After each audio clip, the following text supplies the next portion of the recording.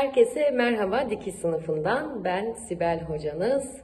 Namı diğer adıyla Instagram'dan ve YouTube'dan dikiş sınıfı adı altında bana ulaşabileceğiniz, dikiş eğitimleri verdiğim, kalıp eğitimleri verdiğim, ustalık ve usta öğreticilik sınavları ile ilgili bilgilendirme videoları yayınladığım bu kanalın sahibiyim. Kanalıma ilk kez geliyorsanız lütfen abone olmayı, beğenmeyi ve yorum yazmayı unutmayın. Eski takipçilerim de beni gayet iyi ve yakından tanırlar zaten.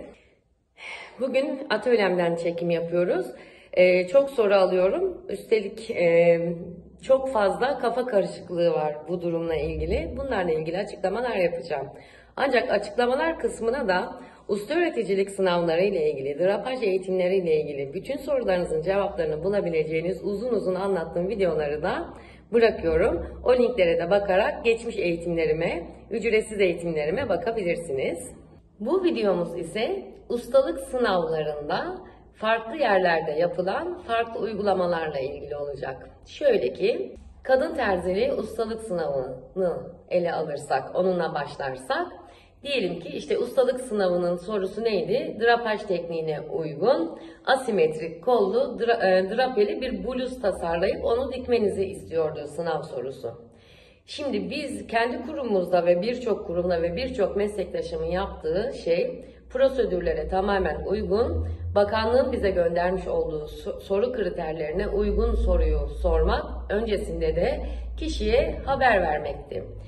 Şimdi bazen bana gelen mesajlarda şöyle bir şey oluyor. Hocam bize dediler ki evde kesip gelin. Hocam bize dediler ki kalıpları biz vereceğiz. Şimdi sınavdan sınava değişir.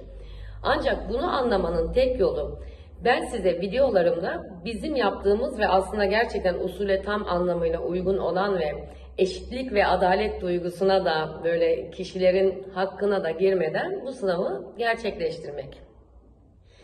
Bazı sınav merkezlerinde asimetrik drapeli bluz modeli sınav komisyonu tarafından öncesinden kişiye veriliyor ve sınavda biz bunu dikmenizi istiyoruz diyorlar. Bu da yanlış değil. Yani belli bir model belirleniyor. O modele göre siz sınavda o modelin aynısını yapmaya çalışıyorsunuz ve sınav kriterlerine göre değerlendiriliyorsunuz. Bazı sınav merkezlerinde ise giysiyi sizin tasarlamanızı istiyor. Biz de genellikle öyle yapıyoruz. Yani diyoruz ki siz drapeli, asimetrik, kollu, bunlar değişmeyen kurallar. Yani modeli biz de versek, modeli size de bıraksak, o modelin asimetrik olması, drapeli olması ve takma kollu olması gerekiyor. Ve o modelin tasarlandığı, yani manken üzerinde tasarlandığı haliyle bitmiş halinin, yani sınav ürününüzü teslim edeceğiniz halinin birebir aynısı olması gerekiyor. Onun haricinde bu durum sınav komisyonuna bağlı oluyor söylediğim gibi. Bizim böyle yapmamızın nedeni kişinin kendi rahat çalışabileceği, tekniğe uygun bir modelle sınava hazırlanıyor olabilmesi. Bizim verdiğimiz ona zor ve karmaşık gelebilir veya daha önceden hazırlandığı bir model vardır. Ona çok çalışmıştır. Biz de ona şimdi sürpriz başka bir model verirsek onunla uğraşmasın diye düşündüğümüz için genel olarak tasarımı sınava girecek kişinin kendisine bırakıyoruz. Bunu öğrenmenin yolu, sınav tarihiniz ve sınav yeriniz belli olduktan sonra sınav merkezine giderek, yani sınava gireceğiniz merkeze giderek öğretmenlerinize ulaşmaktır. Çoğunlukla da biz kişiye zaten kendimiz ulaşıyoruz ve hatta diyoruz ki lütfen gelin atölyemizi şöyle bir görün, makinalarımız bunlar, şu malzemelerimiz var, bu bobinlerimiz var. Şimdi bununla ilgili gene gelen mesajlar oluyor. Hocam atölyelere girmemize izin verilmedi. Hocam makineleri görmemize izin verilmedi. Böyle şeyler de duyuyorum. Açıkçası da ben üzülüyorum. Yani buradayız zaten, dersteyiz. Kişi gelip oradan sizin zamanınızı çalmayacak. Sadece hangi makineyi kullanacağını görecek. Hangi kesim masasında kesim yapacağını görecek. Aynı şeye benziyor. Üniversite sınavına giren kişilerin sınav merkezine gidip hangi sırada soruları çözeceğini bakmayı uzmanlar da böyle öneriyor. Biz bunu doğru buluyoruz. Böyle yapıyoruz. Bizim sınav merkezimize girecek olan kişiler gelip atölyemize daha önce mankene de bakıyor.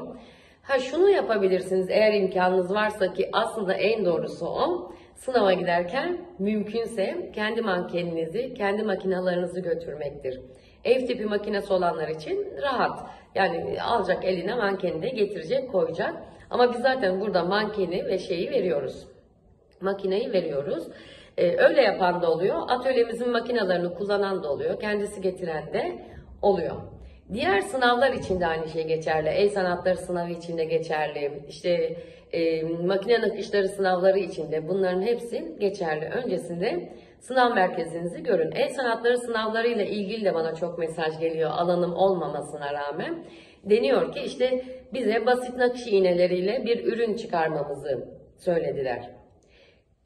Ben nakış öğretmeni olmamama rağmen sınav ürününde şunu görmeyi istiyoruz. Yani istiyorum. Diğer nakış öğretmeni arkadaşım da onu söylüyor. O üründe diyelim ki küçük bir kasnağı bir işleme yapacaksınız. O üründe basit nakış iğnelerine adı altında olan işte sap işi, zincir işi, tohum işi, rokoko gibi ürünlerin tek üründe farklı şeylerde belli bir kompozisyon içerisinde görünmesini sağlamanız gerekiyor. Yani sadece sap işiyle zincir işi yaparak alın ben basit nakış iğnelerinden işte veya el nakışları ustalık sınavından ustalık belgesi alacağım demek biraz mantıksız oluyor. O kişiler de zaten sınavda başarı gösteremiyorlar. Çünkü birkaç tekniğin bir arada kullanılması gerekiyor. Mantıklı olanı da bu zaten. O teknikleri biliyor olduğunuz kabul edildiği için ustalık belgesi size veriliyor. Ustalık belgesi gerek iş yeri açma belgesi olarak kullanın.